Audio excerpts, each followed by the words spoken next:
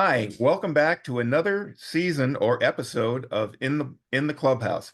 I've been on a bit of a sabbatical due to medical conditions, but I'm back on the mend and ornery as ever.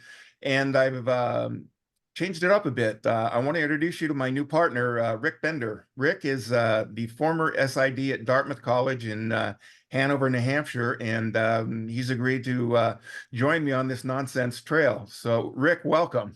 Well, thanks for having me, Bob. I appreciate it. No problem. We've known each other for a few years, so we've shared stories, and we there's some guys there's a little group that we know, and it's kind of cool. Anyway, I want to start off today by telling you we've got a great show today. We've got two former umpires, one who's been on my show before, Dale Scott, and the other, Jim Joyce. And I want to introduce you to these guys. Jimmy, let's start with you first. I got some data on you here. So so does the FBI.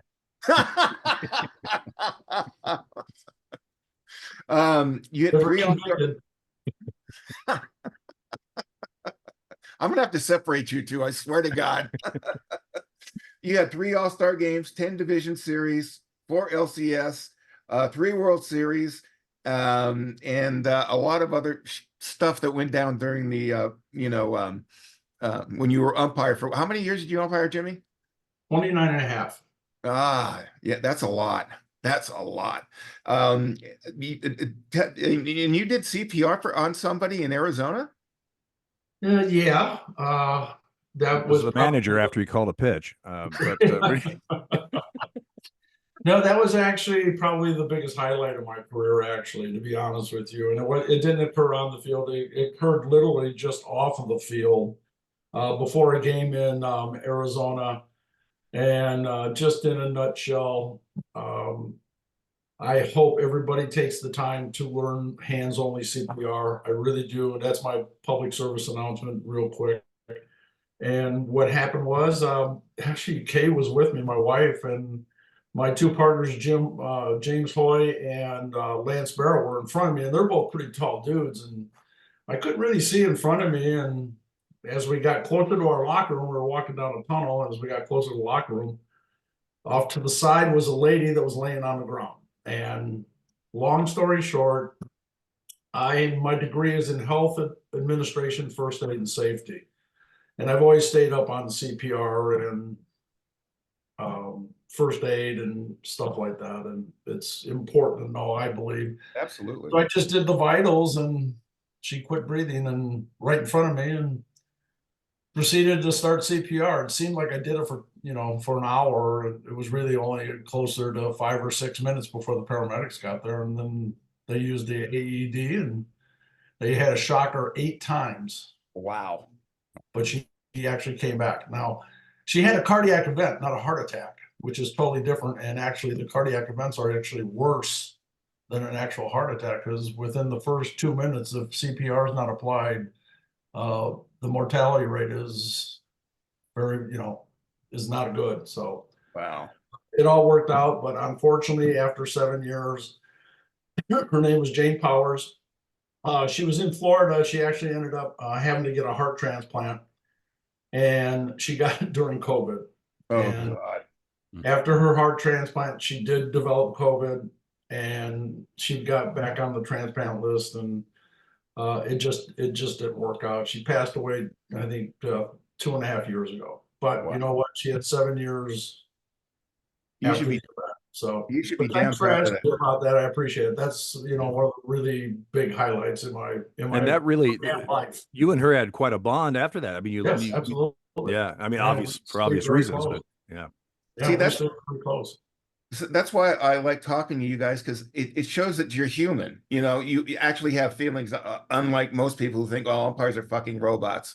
They have no wish feelings. they were. Yeah, exactly. But I mean, you guys are human beings. You're not these robotic umpires. Like with the CPR and Dale coming out. You all have feelings too. Exactly.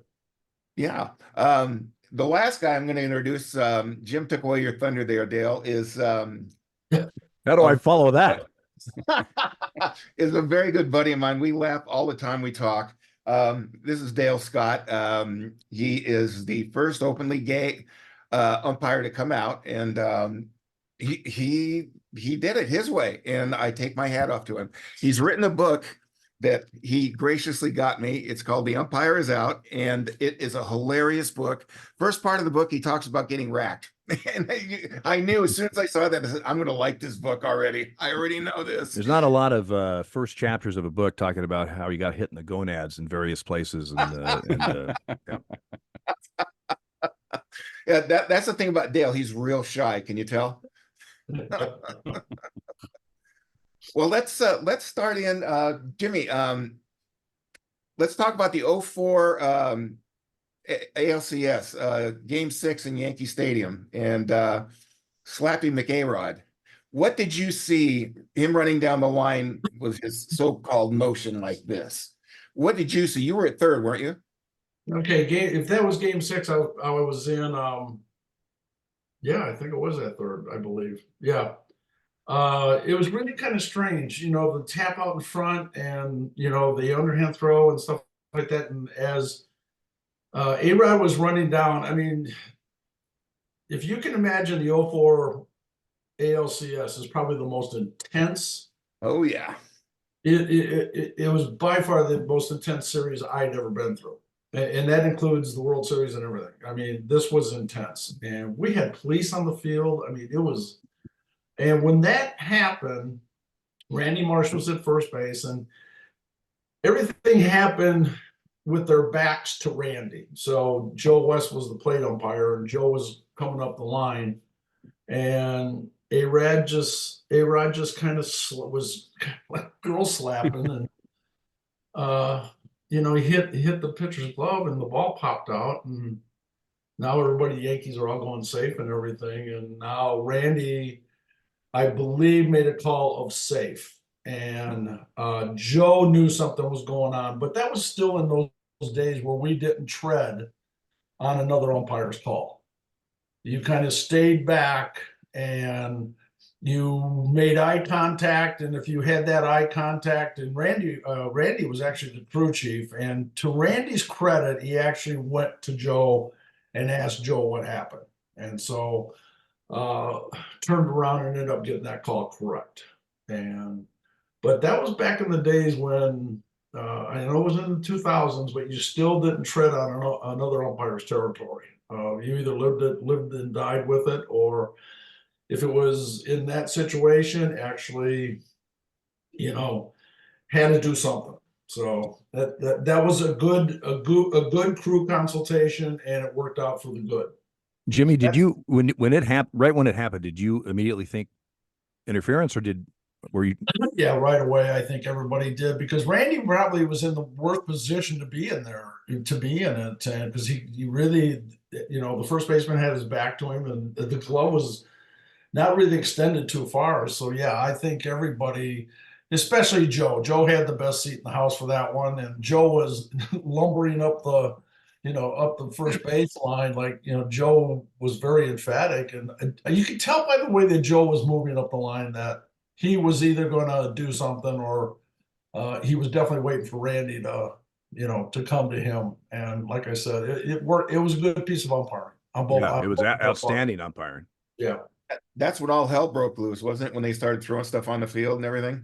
Those lovely Yankees. Yeah, we had it. We actually all came into the middle of the infield at that time. It was kind of like circle the wagons around the pitcher's mound, and Joe turned to the security. What was our security guy's name there at Yankee Stadium? I can't think of his name. I can see his face. Yeah, I mean Sonny. Yes. And Joe went to him and says, "Sonny, I want the police. I want the baselines, the wall. I want them both. I want police on all of it." And they came out in riot gear, and eventually cleaned the field up, and we finally got it done. So it was intense. Like I said, it was intense. And that was that game 6? Yeah. Was it? That was game 6. Yeah. Yeah. Oh yeah.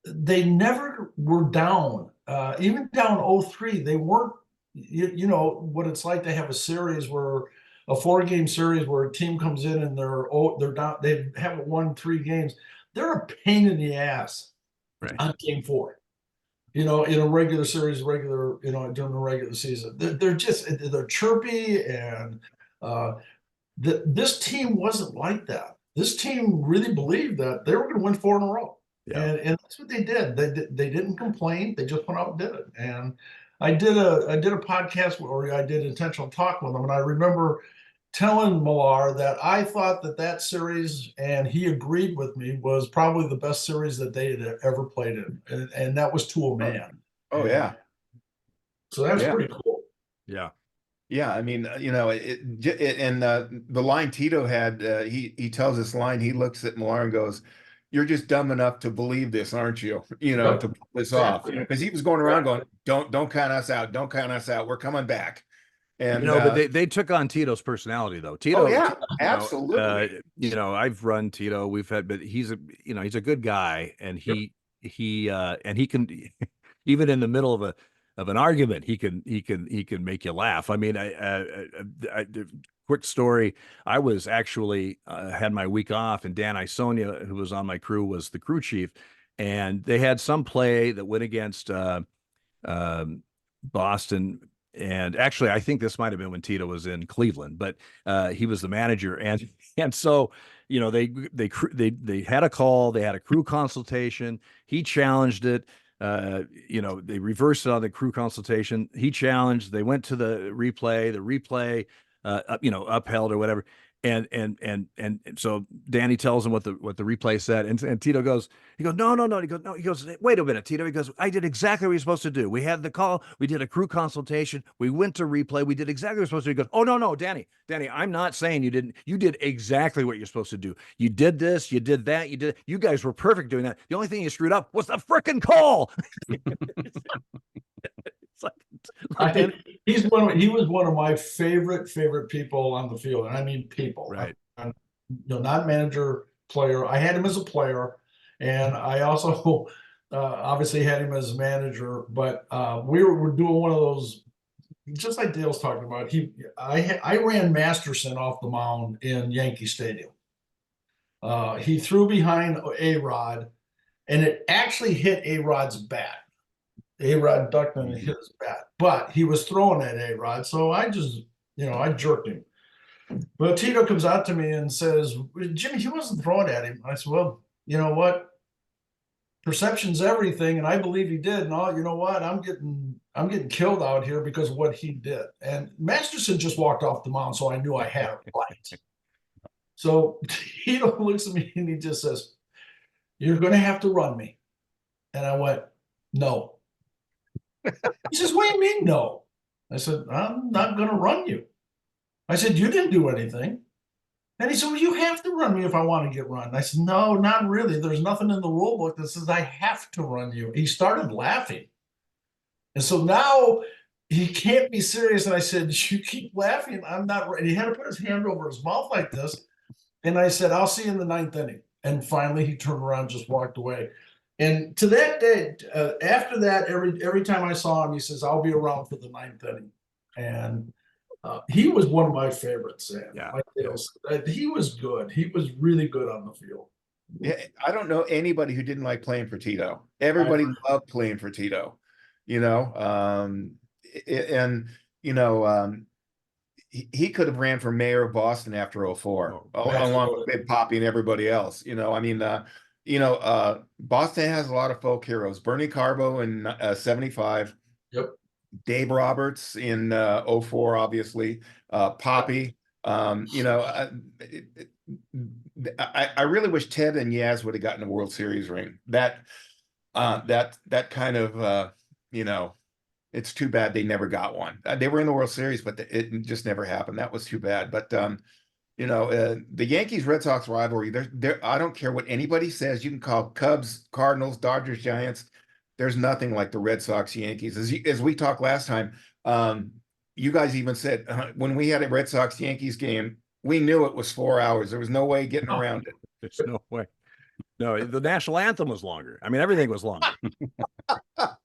But because I worked that 04 series, it broke the curse, and so I got the umpire World Series ring. And when every time I go back to Boston after that, I've got quite a few friends there and stuff. I mean, I literally had some people I'd show it to them, they put it on and take pictures and stuff.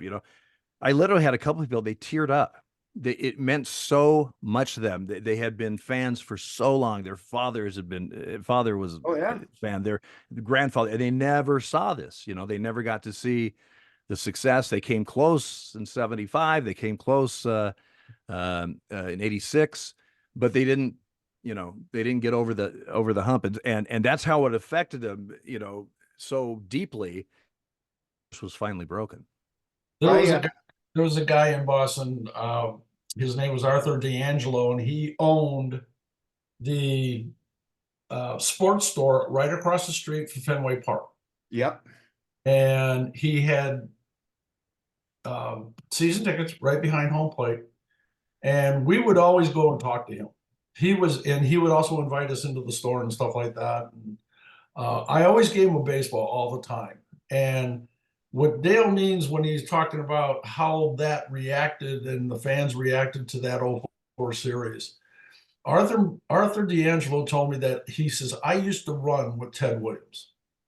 And he goes, the one thing that Ted Williams always said was, I never got a World Series.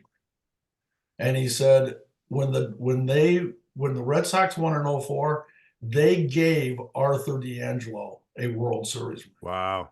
And like Dale was saying, it was so emotional to this guy.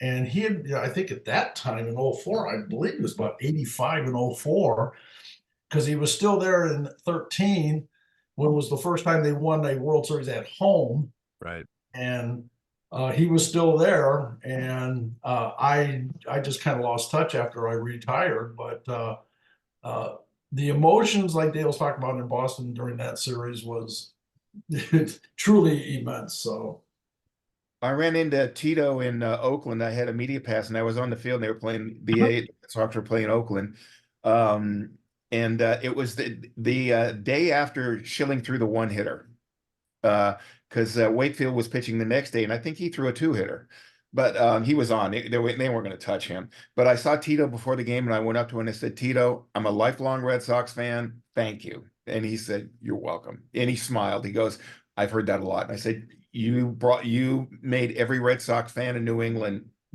happy. Now we can die happy. Hey, when Schilling had the one hitter, which was a perfect game into the ninth inning. Right. Ron Culp, I was at first base, I think. I was on the field, and Ron Culp had the plate, and we thought, I believe he was an out away from a perfect game. Yes, he was. They got a base hit. I've been there. In the bottom of the ninth. And so we hang on, I got Andres Galarraga's on the phone. You want to talk to him, Jimmy? we went into the locker room, and Culpa said, man, I've never had a no-hitter on the plate. I thought I had it. I said, you almost had a perfect game. And he's like, God, I was so close. The very next plate job for Ron, 5 days later, because we had an off day or so, and was in Detroit. The very next plate job, he had Verlander no hitter, Verlander's first, and also Ron's. And so I said, that's quite something. You went back to back, almost so close, perfect game and a no hitter. So he would have been the Johnny Vandermeer of umpires, right? Right. Yeah. Well, he's been called a lot of things. That's not one of them. Yeah, that's not one of them. Well, it just goes to show you with Jimmy and you and Dale, you guys, your true feelings come out because you show emotions for some of these big games like the World Series, and knowing how important it is to people in New England, especially 04 in the playoffs and the World Series. There was nothing ever like it, some lady told me. But then again, that is classic. But Dale and I had the 2001 World Series, and I'll be honest with you, that was just as good and just as intense. Oh, I know. For totally different reasons, but absolutely. Yeah. I remember it was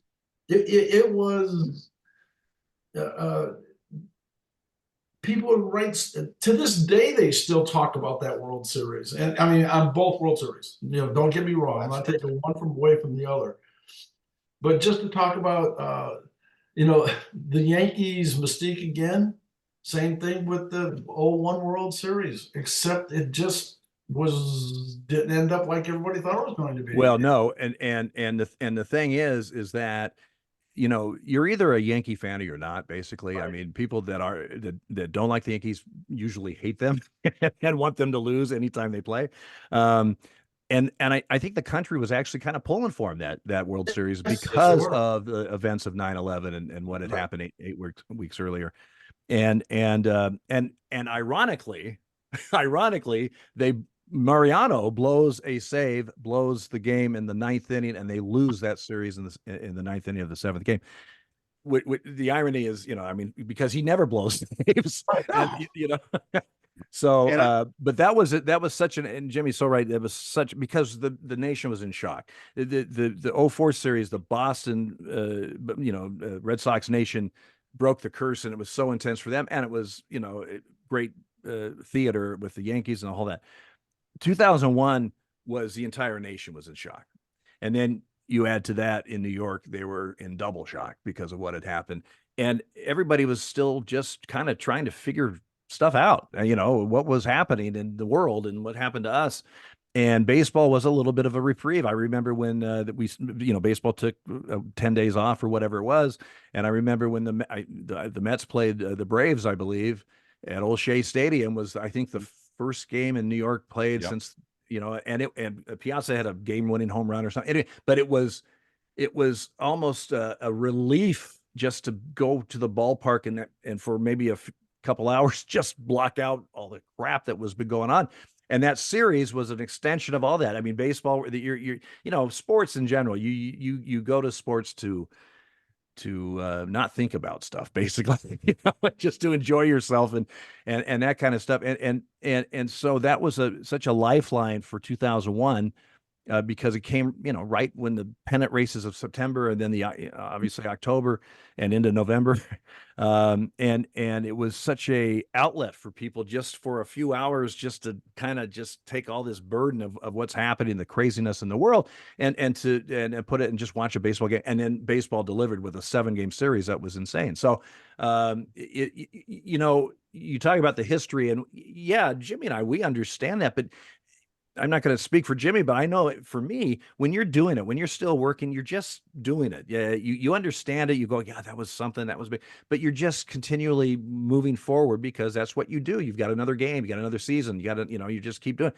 It wasn't until I retired that I was able to step back and put more perspective on my career and go, my God, I was on the field for that, or I was there for. I mean, and a lot of times with podcasts and interviews. After I retired, they would say, "Well, you were on the field," and I go, "God, that's right, I was." But I was able to back up a little bit and see my career as a whole, because when you're working it, you're just working it, man. You're not really dwelling on a lot of stuff. Right, Jim, exactly. It's Jim, during 2001, that World Series, everybody in that locker room had emotions about 2001. There's no doubt about that. But when like Dale's saying, when we walked out of the locker room and we walked on the field, it was totally different. It was go time. It was work time. And as much as the emotions hit us also, because we talked to President Bush, came into the room and everything like that, was talking to us like we were just regular people that we were, that he sits around and bullshits with and everything like that. And he was telling us about inside the government, the Australian prime minister, they had to fly him back in a Air Force jet to get him back to Australia because they didn't know if that was going to be attacked or what. I mean, it was just amazing. And we can't afford to have that type of emotion when we walk on the field. And that's the same thing that goes with the players too, because that part just kind of brought us back to normalcy for the 4 hours that we were on the field or whatever. And the country needed it at that time. And I'm glad, I think I can speak for Dale. I'm glad I was part of that. Yeah. Oh yeah. Yeah. Dale, you were on second base when Gonzo had that little flare over over Jeter. It's an infield fly if the infield's exactly. back. What was going through your mind when you saw that? Not to get hit by the ball, or well, yeah, I mean, that's one of my prime directives when I'm on the field is not to get hit by the ball. But and I wasn't always successful. Maybe no. Thus the retirement. But no, but right when he hit, I knew the game was over because where the Yankees were playing, it was perfectly hit. It was a perfect chip shot over the hit them where they ain't, basically. I mean, it wasn't like Mariano gave up a gapper. He but that's what baseball's all about. And the Yankees had no choice. They had to play. Dale almost had a whacker at second base on that. Yes. Right before that, yes, the ball was hit back to Mariano. Mariano, and he blew the throw to second base. He on character, realistically, very also rare, about as rare as winged it almost out in the center field. Right. If that play's made, there's a totally different outcome. Yeah, but Dale's being set up. Watch out, here it's coming at you. Me? No, I would never do that to Dale. Jim, where were you? Were you on? Did you have? I was at third base on that at that time. What was your view? I mean, what did you see that say? I knew. I just like Dale. As soon as it came off the bat, you knew. Yeah, I mean he was running down first base doing this, and. But that is the irony of the thing. The Yankees had to play up because absolutely. But if you're back, that's an infield fly. It's an automatic out. I mean, but that's the beauty of this game is strategy and hit them where they ain't, and you can win a game with a mammoth 500-foot home run, or you can win the game with something that plops in front of the plate. And the guy throws it away or something. I mean, I was in left field for that, so I had a different view because I remember Ripley had the plate, and that was his second plate job. He was the crew chief, and I had to come up on a rotation, and Rip didn't think I was going to make it, and I was waving him off as I'm coming in from left field, and I called Paul O'Neill out at third base. He had tried to stretch from going from first to third. I remember that. So that just jarred my memory about where I was at. Right. I was actually in left field. Right. And I'm sure he didn't say a word when you called him out. No, not a word. He was the warrior. O'Neill was famously very calm. Yes, all the time. But you know what? In the All-Star game in '94, the doors open at the elevator at the hotel, and who's standing there? Paul O'Neill. I got my wife and my two kids. He couldn't have been nicer. Very, very, very nice. Paul O'Neill was funny. He would come up his first at bat when he had the plate, and he'd say, "Hey Dale, hey Paul," and that was probably the best conversation you're going to have with him the rest of the day. But we were in Cleveland one time. We had a Saturday afternoon, game of the week or whatever, and I had the plate, and the Yankees are there. And the next day, I'm at third base. Paul's a base runner at third. There's a pitching change, so he's standing there, and he looks back, and he goes, "Hey Dale," and I go, "Hey, Paul," I said, "Oh, by the way, I'm pretty sure hell has froze over." And he looked at me and, "What are you talking about?" I go, "Well, Paul, yesterday I had the plate and you never questioned me on one pitch. So I'm pretty confident hell has frozen over." He starts laughing. He goes, "I didn't say anything, did I?"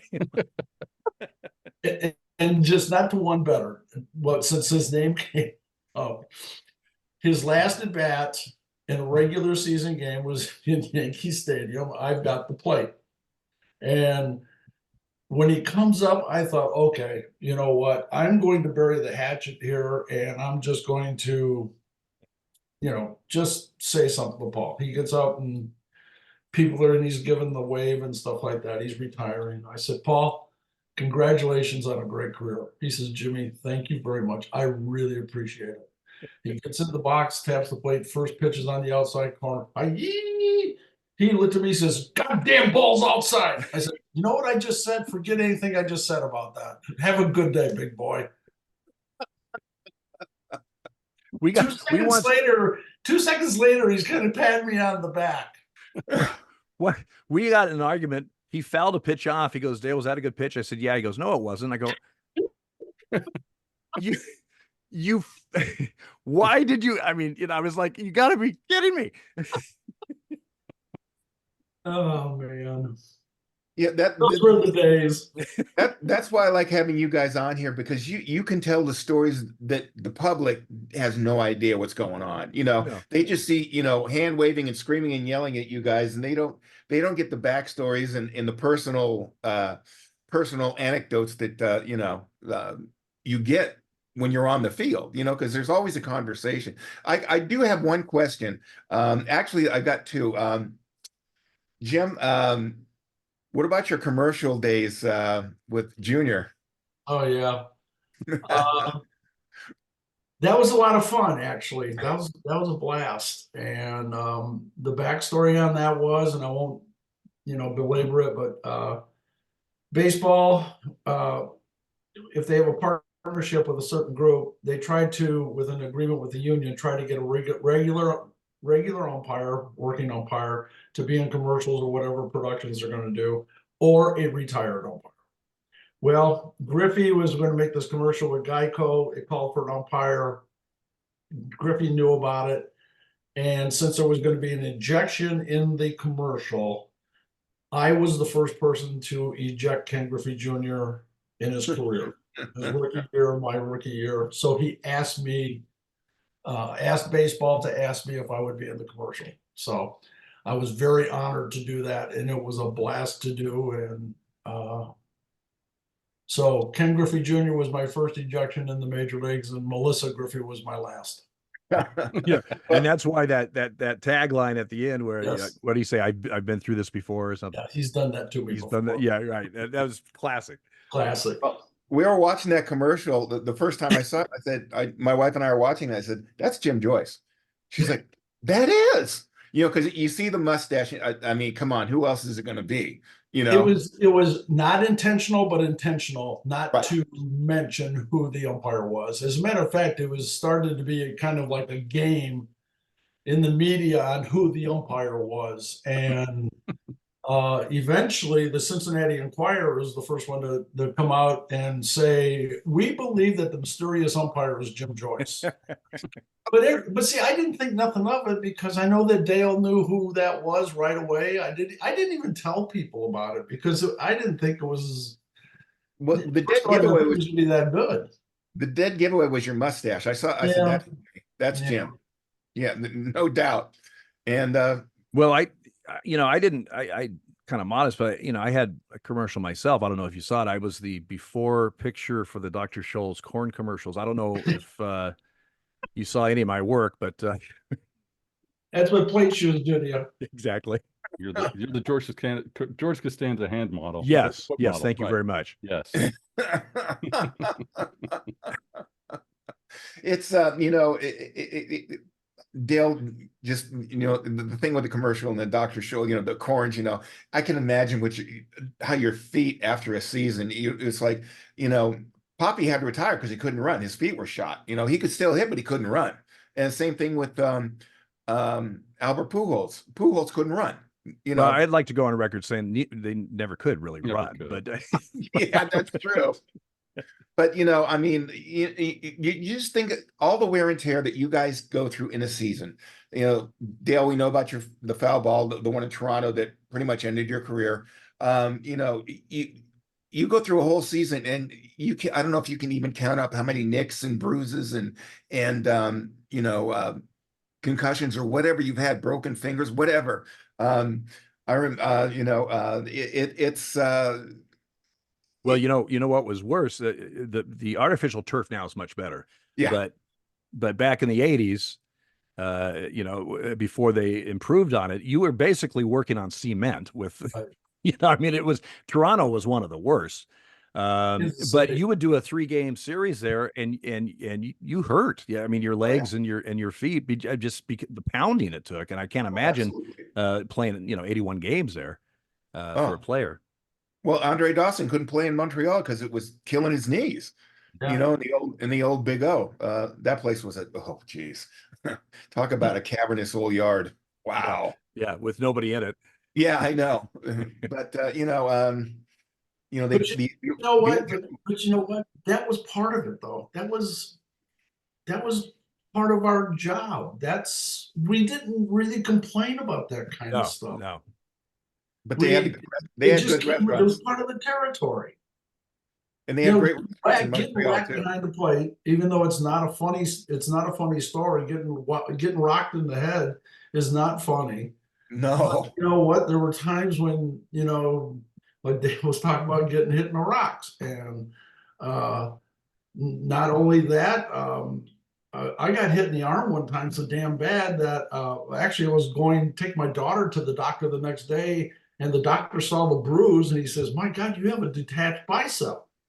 No, it's just a bruise. And I'm not saying that we were Supermen or anything like that, but it was. Yeah, and the thing is, you don't, and you can't do your job if you went out there and thought this. You don't go behind the plate and think, "Oh, I wonder if this one's going to hit me," or "I wonder if this one's." I mean, it's not even in your. It's not even in your, your universe that you just are calling pitches, and then if you get hit, well, damn, that sucked. Okay, let's go. You just move on. Mark. Well, in high school, as you guys know, I was a catcher. And one time I had a bad game. I got hit here several times. The back of wherever the ball was, I wasn't patted. I found it. So we go home, and my girlfriend lived across the street. She had a pool, and I took my shirt off. She goes, "What the hell happened to you?" My arm was all black and blue, my legs. I said, "I just caught a game." So like we've talked, I mean, I don't care how much padding you have on, the ball's going to find you where you're not padded. It's just the way it is. Talking about Kevin Millar, I got whacked behind the plate when he was up to bat one night, and he goes, "Ooh, that was an ugly finder."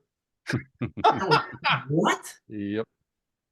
Oh, jeez. It was part of the job, and unfortunately, for some of us, it definitely takes a toll. And I wouldn't say some of us; I'd say all of us. Yeah. And you guys are in your 60s now. I mean, I'm sure the knees and the back and the shoulders and everything, they're feeling 100%, right? Oh, absolutely. I knock on wood. My knees, I haven't had issues like a lot of guys do, but yeah, and Jimmy, and it's a whole nother podcast. But I mean, he has a wing of the physical therapy place. Yeah. But I my back a little bit, and it's just wear and tear. The thing is, even just not the plate, but the bases, it's a lot of stop and start and moving quickly and then stop, or whatever.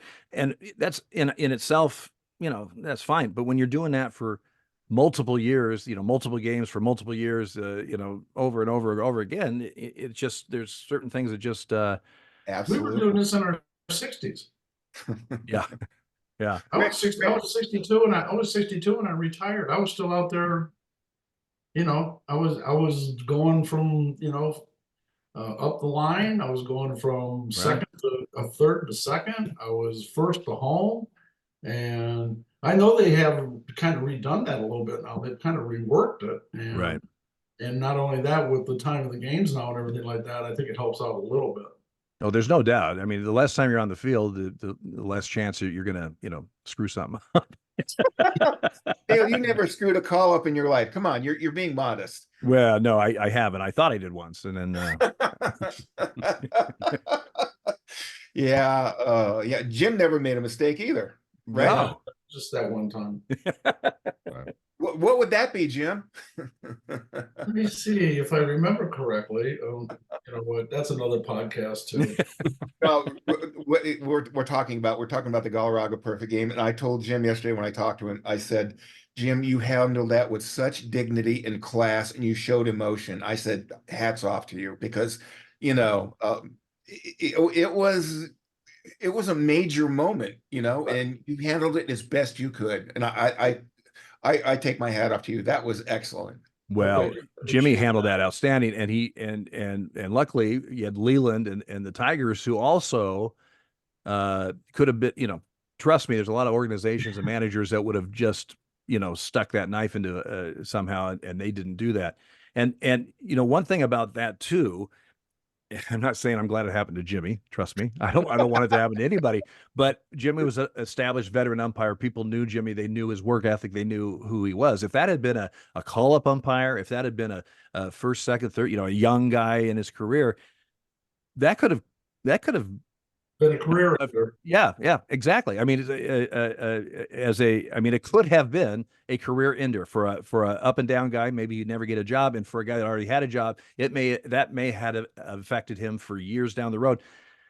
because of just the scenario, which was so insane that if a Hollywood producer would just look at a script and go, that will never happen. That can't happen. I mean, seriously, I mean, you couldn't write it, but luckily, not for Jimmy, but luckily for everyone else, Jimmy was a well-respected umpire and a veteran umpire that people knew who he was, and they knew, and then the way he handled it, outstanding. Yeah, Let's the call handling of it, Holly. I think, was the key part right there. Was just being able to own up to it, come be upfront about it, and people are willing to forgive in that situation. But Absolutely. you've got to handle it the way Jim handled it. Certainly Absolutely. that was a big part of it right there. Well, there was no excuse time. I mean, I could have went a completely different way, but it wouldn't have played out very well. No. I just really spoke on how I felt and how the emotions were and what happened. And it didn't, it can't be with one of those, the sun's in my eyes moment. And, it just, it played out the way it did. And like Dale said, I had a connection with Leland. He's from Toledo, Ohio. I had a connection with Jeff Jones. He's a pitcher. He was the pitching coach. We played at Bowling Green together. I had a connection with Dave Dombrowski. We had our first days in baseball the same day. And I didn't have any connection with Armando Galarraga, none.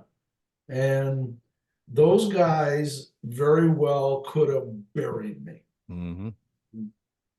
When they found out what I had said after the game to the press, they all came to the locker room, every single one of them. And they didn't come to pile on. They came to support. And I know that, this story's been told over and over again, and we're still talking about it 14 years later. But the thing, the kind of the beauty of the thing is that the support that finally came out, because for the first probably 12 to 14 hours, I was probably the most hated man in the world. And after that, when the press finally started telling the story that came out of my emotions, I don't know if you guys remember, but Doug Eddings had a call behind the plate in a playoff game. And there was a website that was dedicated to firing Doug Eddings. It was actually called firedougeddings.com. Well, the same guy put one out, firejimjoyce.com, until the media was saying what I was saying and everything like that. The next morning, he switched it to supportjimjoyce.com. Well, I had to switch it, Jimmy. I felt bad. You didn't switch it? Well, at the same time, Armando Galarraga is better remembered because of that happening the way it did. Absolutely. I mean, you sit there right now. Tell me the last 5 perfect games, who the pitchers were. Right. I agree with you. I couldn't do it.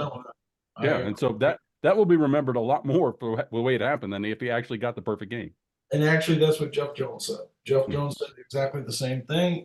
But you know what? It's still, I've actually called for the call to be reversed and changed and stuff like that. It's falling on deaf ears, and we'll see. And Armando, there was a rumor going around that he wanted it to change, but he called me and says that's not true. So for everybody out there that ever thought that he was calling for it, it's not true. It never happened, because we are in contact. We do contact each other. So there's a no-hitter that I want to have called back is the Andy Hawkins no-hitter, which is no longer no-hitter. Dale, you were umpiring that game. I was in the stands of that game. Yeah. And what are your recollections about that? Well, I just remember it was just strange. It was kind of just a normal game. I mean, I don't think I even realized Hawkins had a no-hitter till about the 5th or 6th. I mean, but we were cruising along, and then that bottom of the 8th was a disaster for the Yankees, and Leyritz out in left field, and I know he had one error. He might have had 2. But that's when the run scored for the White Sox, all unearned. And so then we go to the top of the 9th. The Yankees don't score. White Sox win. Andy Hawkins has a no-hitter, an 8-inning no-hitter, and he loses. And it was officially that until that winter when they said, no, you have to pitch at minimum of 9 innings to qualify for a no-hitter. The last one that happened to is, I can't remember the pitcher, but Jeff Nelson had the plate and I had third base, and it was a Dodger pitcher that threw a 1-0 loss no-hitter. Hmm. Yeah. Yeah. And which is obviously is rare that lose a no hitter is much more rare than to win a no hitter. Yeah, Right. especially 4 And to he nothing. had like, pitched, you and know. he had Yeah. pitched 9 innings, and whoever the pitching staff was at that time. And the only reason I remember that is because Joe Torre actually asked Jeff Nelson for the lineup card to that. And Jeff goes, Jimmy, do you think I should give it to him? Jeff, that's totally up to you. Because we never get asked for our lineup cards by a manager. Never. That doesn't happen. But I'd have to Google that one. And I'm not really sure, but I know it was Jeff Nelson had the plate that night. I can name the 3 errors that happened in the 8th inning for the Yankees. Mike Blowers booted a ball at third to start it up, and then Hawkins started walking batters, and then Jim Leyritz, bases loaded, 2 outs, fly ball to left, and it was a very windy day too. Right. And I was up in the bleachers in left field, up in the upper deck, so I couldn't actually see the play. I could just hear the crowd react when he dropped the ball. Yeah. Yeah. And that ended up being the play of the game on the Jumbotron with 25,000 people just laughing in the stands. And I just wanted to just crawl in a hole and die at that moment. Yeah. That was the old Comiskey Park. That was the last year of Comiskey, I believe. I think so. And I love that park. I grew up in Chicago, and yeah, I'm a Yankee fan, but I grew up in Chicago. Well, it was July 1st, and that was an anniversary, I believe, because I could be wrong here, but I believe Comiskey opened on July 1st. 1910. Yeah. Now I could be wrong on that, but I just remember it was some kind of a anniversary kind of thing, and of course it was Comiskey's last year. But yeah, that was just goofy, it was just weird. And it's not unusual. Jimmy can attest that you don't even realize it's a no hitter till late. Right. You're just doing your thing, and all of a sudden you kind of look up and go, oh my God, they don't have a hit yet, I was in the ballpark 2 nights before as well when there were 2 no hitters thrown on that day. That was the day Dave Stewart and Fernando Valenzuela threw no hitters in different ballparks. Yep. And I was at Comiskey Park that night while that was happening too. We can stop talking about no hitters and such. All right, Jim. Okay. we beat that drum enough. So Jimmy, were you at the first game at Comiskey in 1910? Did you have the plate that day or what? I used the balloon. Yeah. God. He almost missed the train after the game was over. What a club car. A club car. You wanted to go with a car that had the bar, right? Absolutely. It's funny though that those outside protectors, they used to some of them were you blew them up, right? Seriously? And seriously, because that way you could crush it down when you're traveling, when you're bag or whatever. And if in the 9th inning, depending on who was ahead, top or bottom, whoever was the team that was behind them when they come up to bat, and you could hear they had a train to catch, so that you could hear the air starting to come out of the protector. And is like the hitter's going, I better start swinging because apparently we're going to be done here. So they unplugged it. Oh God. Jerry Neudecker was the last one to use the balloon in the regular season.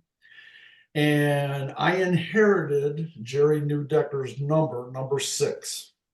And my first time in Yankee Stadium, I was at second base, and I was with Larry Young, Ken Kaiser, and Jim McKean, and they put up the umpires for the day's game, and it was Jim McKean had the plate, Larry Young at third, Jerry Neudecker at second, and Ken Kaiser at first. And I went, well, my first game in the major leagues, and I'm known as Jerry Neudecker, and I used to call him Jam-a-Day.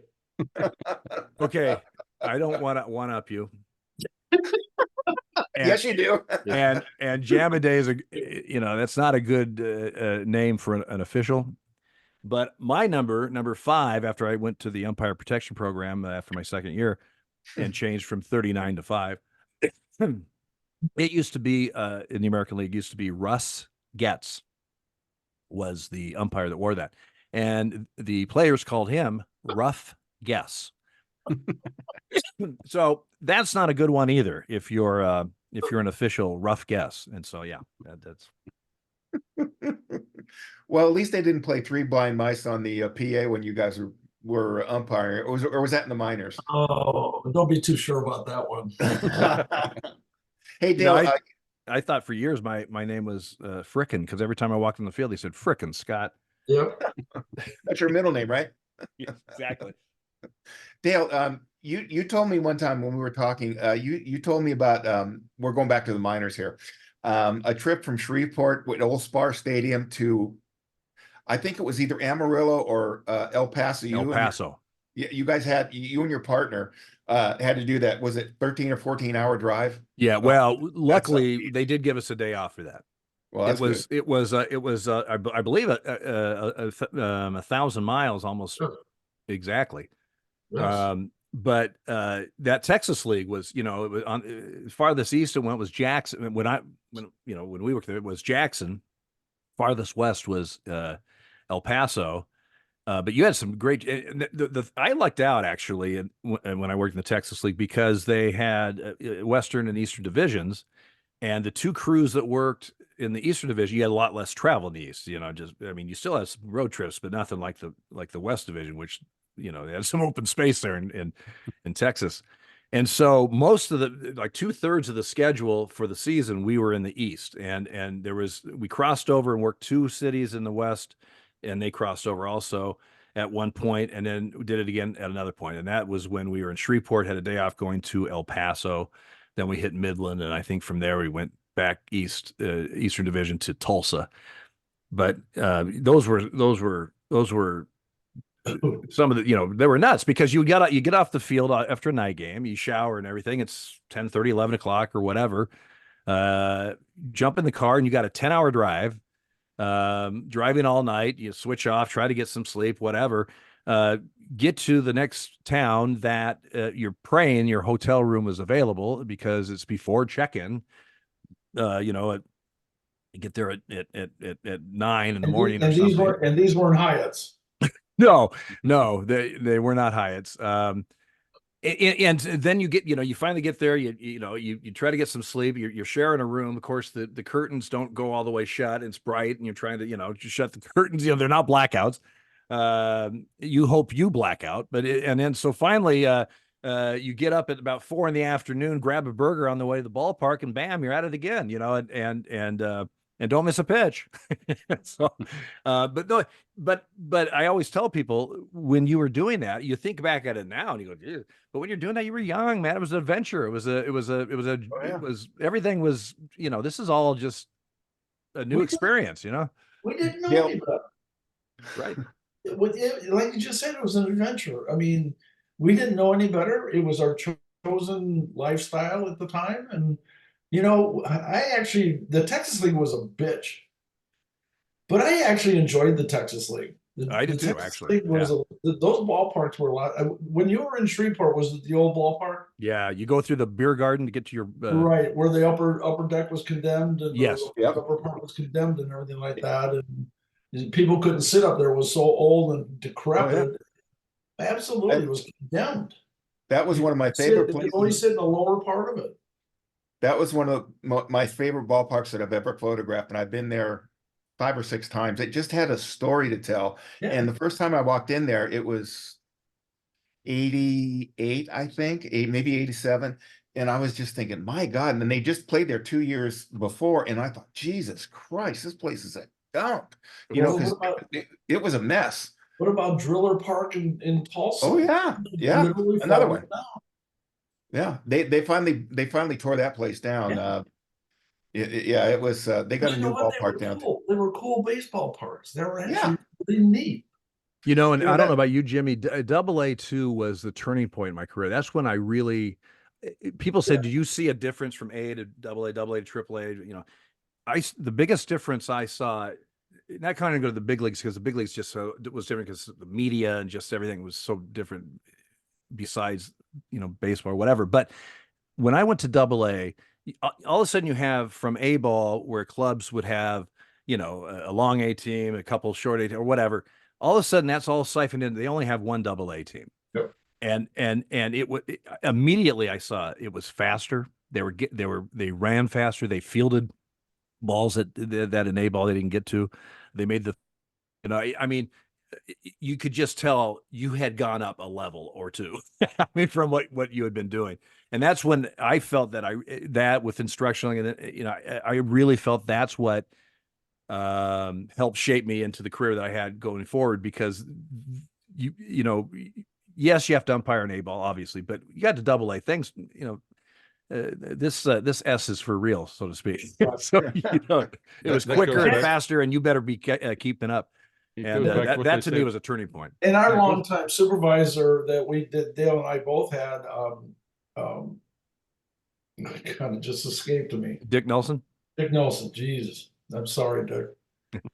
But you know what? He traveled those roads by himself in a 75 Lincoln Continental, and Double A was the league that they got serious about the umpires on Right. whether or not they can really umpire or not. And Dick Nelson was probably the best at that, and recognizing whether you could literally make it to the major leagues or not. So, And so for umpires, it's you're similar to right. what they say about Double A baseball was players. the turning point probably in any umpire's career. Yeah. Yeah, they say that about baseball players, is that biggest jump, that most difficult jump is going from A to Double A, and it sounds like Exactly. that's similar for umpires too. Yeah. As a matter of fact, your call-ups at the end of the year, a lot of them come out of Double A. Right. You know what? There's a reason for that. And Rod Gardenhire literally went from Double A to the big leagues with the Mets and played in the World Series. Well, the thing For about sure. AAA is you do have some up and coming prospects. You also have a lot of guys that are kind of on the downslope of their It's career, their dump- yeah, the dumping or ground. peaking Hanging out. on. And so you have that more of a mixture where in Double A, yeah, granted, not everybody's going to the big leagues, but there was more, it was just a different type of mix. Yeah. And like you said, Jimmy, it was fun. Double A was fun. I mean, it was like incredible road trips and humid nights and whatever.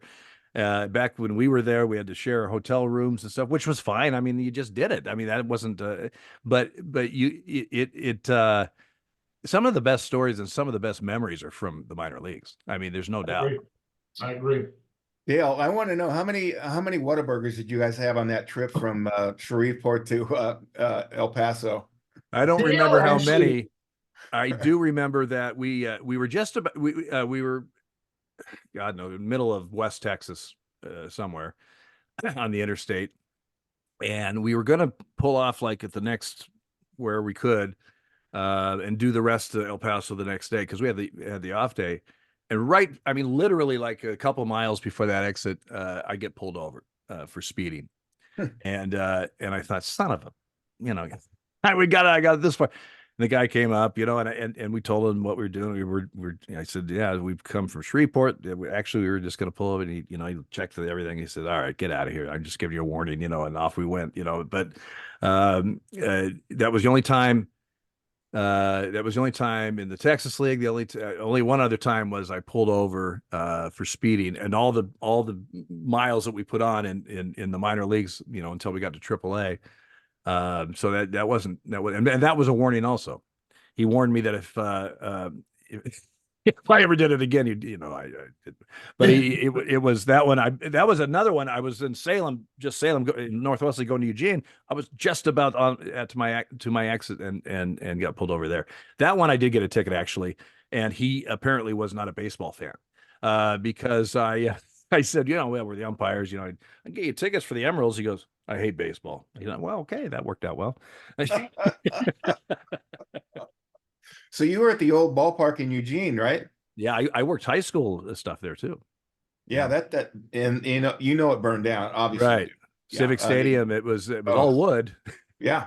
I was there the year before it burned down, and then I went back a couple of years later. It was sick. That made me sick. Yeah, it They was were arson. just- Some kids playing with matches. Yeah. My yeah, daughter Carrie was on the ground crew there for a year. Oh, okay. really? Bob Beban was my first crew chief in AAA, and he was the general manager for a few years in Eugene. And I called him up and I said, "Hey, my daughter's going to school at University of Oregon. By any chance you got something for her?" He goes, "Would she like to be on the grounds crew?" I said, "She would love that." And she worked a season in minor league baseball also. Was it B-Band you said? Yeah, Bob Beban. Yeah. Yeah. So it didn't fall. The apple didn't fall apart from the tree, did it, Jimmy? With your daughter? No, she was actually an all-state softball player also, so she could play a little bit. And you say you went to Bowling Green. I was just at the campus in May for the first time in 30 years, and it's Really? really yeah.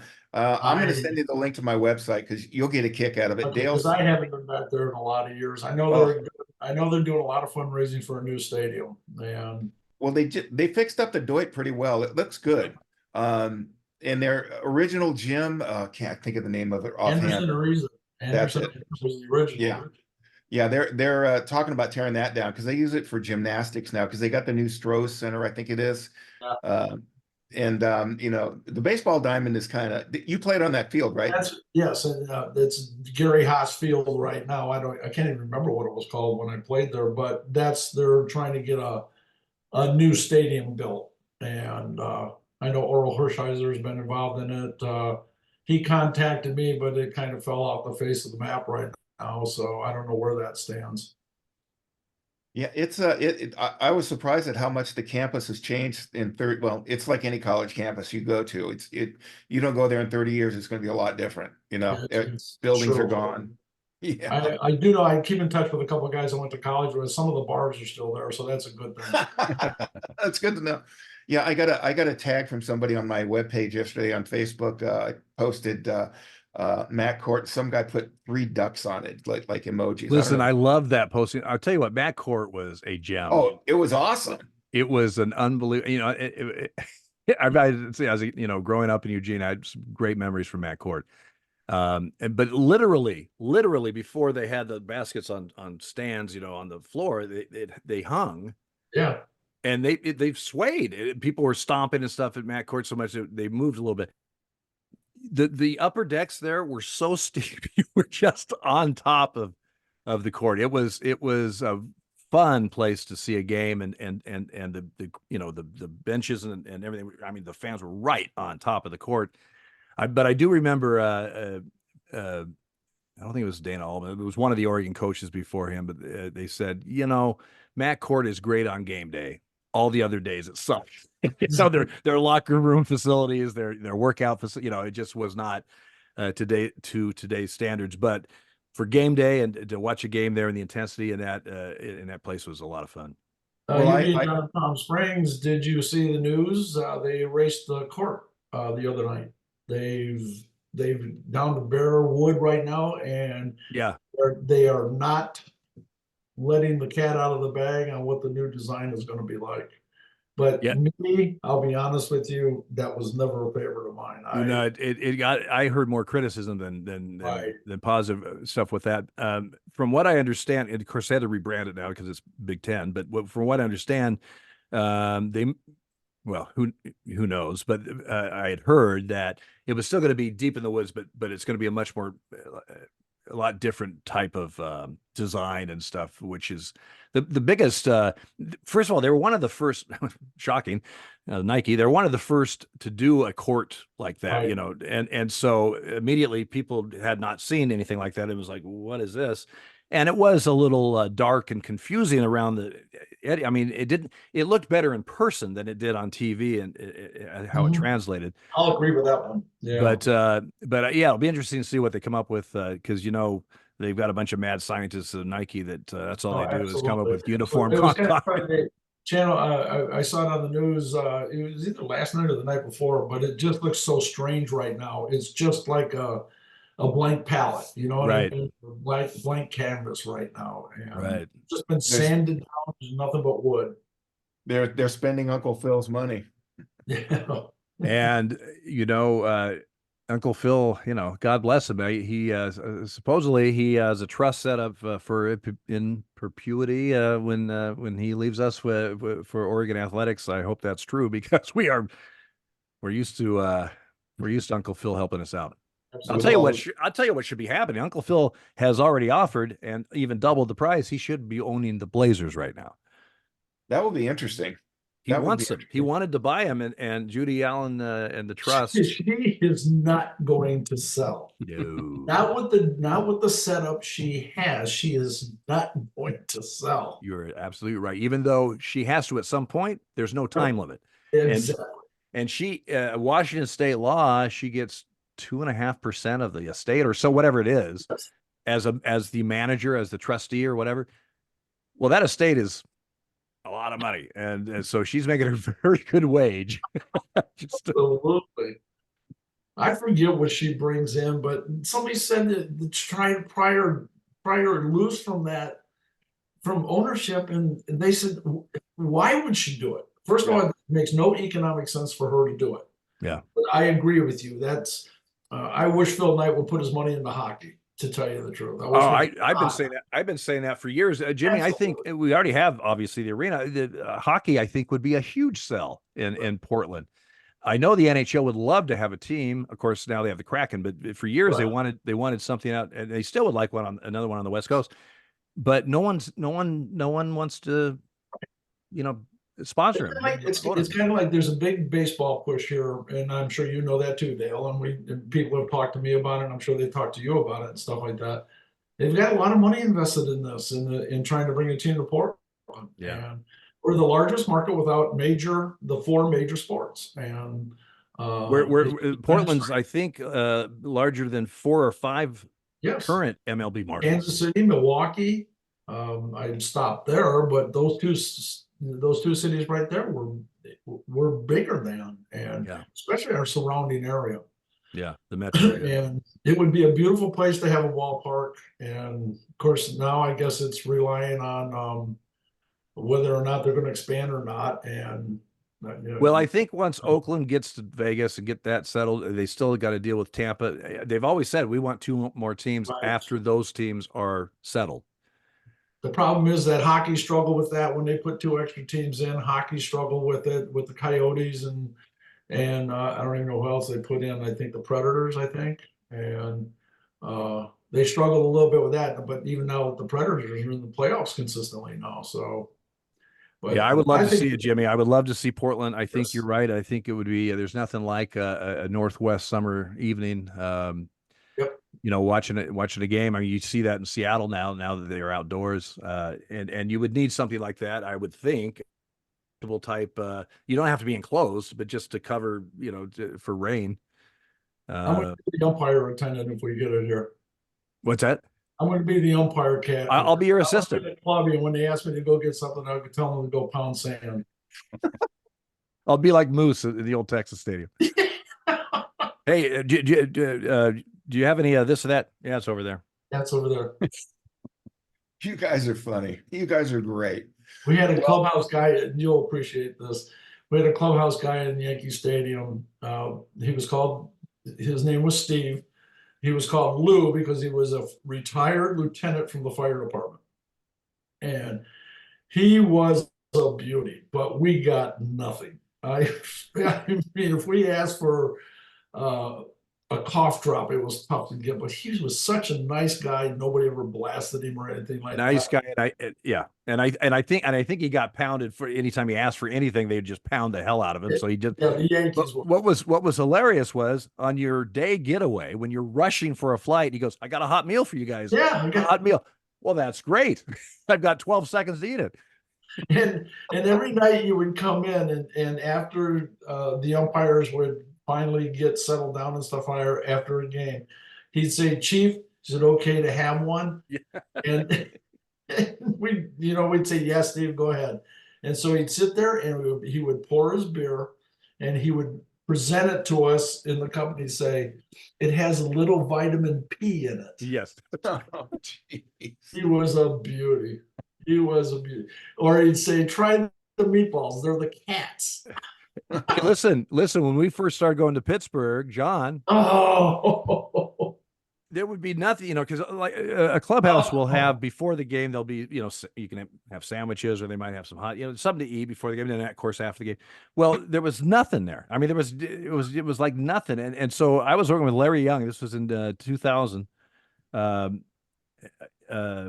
or 2001. And Larry started we stopped on the way to the ballpark. We stopped at a convenience store. He picked up cold cuts and bread and some mayonnaise and stuff. He brought it, put it in there. And John goes, what are you doing? He goes, well, there's nothing. He goes, well, I can get you a sandwich. He goes, oh, you can? Because we've asked for the last 3 days and you haven't been able to get one since, did something change? I mean, we had most of our clubhouse guys were really good, very competent, did a great job, but there were a few beauties for sure. He had a couple. Ooh. Gentlemen, this has been a great great hour of chatting and reminiscing. And Rick, do you have any questions for these guys before we cut them loose? Not without keeping them here for another hour, I think. So, I think they could probably give us another hour. We just like, okay, Dale and Jimmy, go at it. We'll just sit back and watch. Guys, this has been great. You know how good it is when it goes fast, and this hour always goes fast. And when me and him get together, it's, you know, I've always said that Dale and I should do a podcast together. I think you should. I really do, you know, because you guys, we just work so well together. We always have. Yeah. you guys play off each other real well, because you guys know the backstory before Dale says something or Jimmy says something. You guys know where you're going with this. It's kind of like Jimmy Page in the rhythm section with Zeppelin. You know, they just look at each other, knew where they were going in a song. So, you know.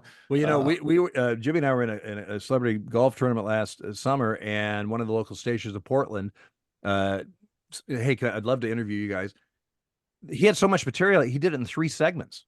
Yeah. Yeah, because he just kept let it roll, and we were just, you know, back and forth. He'd throw a question every once in a while. We'd start, and he said, I got such good stuff. He goes, I'm gonna divide this up. I'm not gonna put a bunch on the you know, edit the cutting room floor. He said, I'm gonna use this stuff and just, you know, have more airtime. And it was, you know, it was fun. And not to blow our own horns, but we're the perfect mix. I'm not from Oregon, but I'm you know, I'm a great transplant hero. Dale's from Oregon. We've known each other since, I think, 1981 or before, and we worked a lot together. We worked in the minor leagues together. We worked in the big leagues together. We put some of the most important historical times in baseball together, and we've been great friends forever. And, you know, even before Dale came out, we've been great friends. And him and my wife, you should see that tag team. I mean, Well, hey, the Joyces had a great Christmas party for a few years every Christmas, and they live in Beaverton. I was in Portland, I don't know, 12 miles away or something. But you know, Kay intentionally had that rot gut Christmas white Christmas rum. You're right. Yeah. Well, of course she wouldn't drink it, but she insisted I did. You brought it to the house, though. Well, she just maintained it. She just kept it for you for the next time. It was a gift to you. I'm not supposed to drink it. You talk about a liver destroyer. Oh, he's walked in the door. We had Christmas parties 4 years in a row. The first one he came to, he brought this white Christmas rum. It had candy canes on this label. It was very festive, very festive. And I think he paid a total of $2.50 for it. No, it was $249. It was, yeah, but it came with a certificate. You got $100 off on a liver transplant, and so I thought that was cool. Well, don't you remember when we were younger guys? Rick, I'll know you'll know about this too. Remember when we didn't have any money when we were teenagers or in our early 20s? We'd buy the rot gut, you know, like Ralph's Supermarket vodka or something like that. It was the worst crap you could ever drink, but we didn't have any money, and that's all we could afford. Strawberry Hill. Oh, Boone's Farm Strawberry Hill or Boone's Farm Applejack.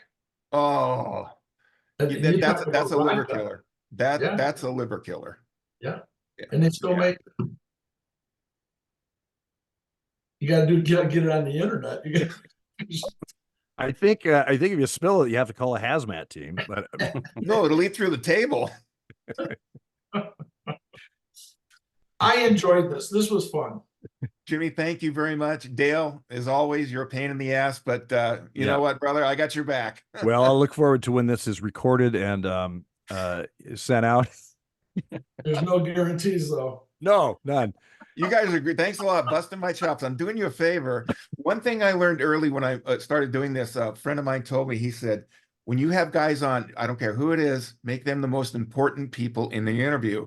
And that's what I try to do. I want you guys to tell the stories. They don't want to see me. They don't want to see Rick. They want to hear your stories. And, you know, because you guys have lived it. You know, we're just privileged enough to be able to talk about it with you. And that's true, but the only way they're gonna see and hear us is if you don't delete it. And so that's Dale, my nose itches. I don't know if you can see this. I see that. Yeah, it's like a bird sanctuary. Guys, thanks a lot. can honestly say I fucked up a call in the major leagues, but I never deleted one of the most important things I've ever done. You guys are never gonna let me live this down, are you? You're pretty No. much tied onto this one. I can see it, Jim, when I come up to have dinner with you and up in Beaverton, I know you're gonna bring it up. So you know, I gotta make sure I record it. Your secret's safe with me. No, Dale's already taken care of that for everybody now. They know. Just saying, you know, it's all called experience. Now you're experienced with. Dale, you've always got my back. I've always said that. You've always got my back. Bobby, you screwed up. Only Well, he used other terms. I won't go into. I've been told that for years. I figure I could throw it out every once in a while. Just telling it like it is. That's all. Rick, thank you for being my new co-host. I appreciate it. We're going to be doing more. Dale Scott, as always, it's great talking to you because the man has stories, and you could sit and like Rick said, you could listen to these guys for hours on end. Jimmy, thank you so much. I knew as soon as I started talking to you, we were going to hit it off, and you've been a jewel. You guys are honest. You're not a very good judge of character. No, no, he had an easy out. He deleted it, and he still wanted us to come back and do it again. For Christ's sake! I mean, what's what? Well, I'm going to have you guys on again, so I want to hear more shit that you're going to dump on me. So Sounds good. Thanks, guys. Guys, thanks a lot, and I'll have it up and I'll send you the link. Everybody, thank you for joining in, and we'll be seeing you soon. Bye-bye.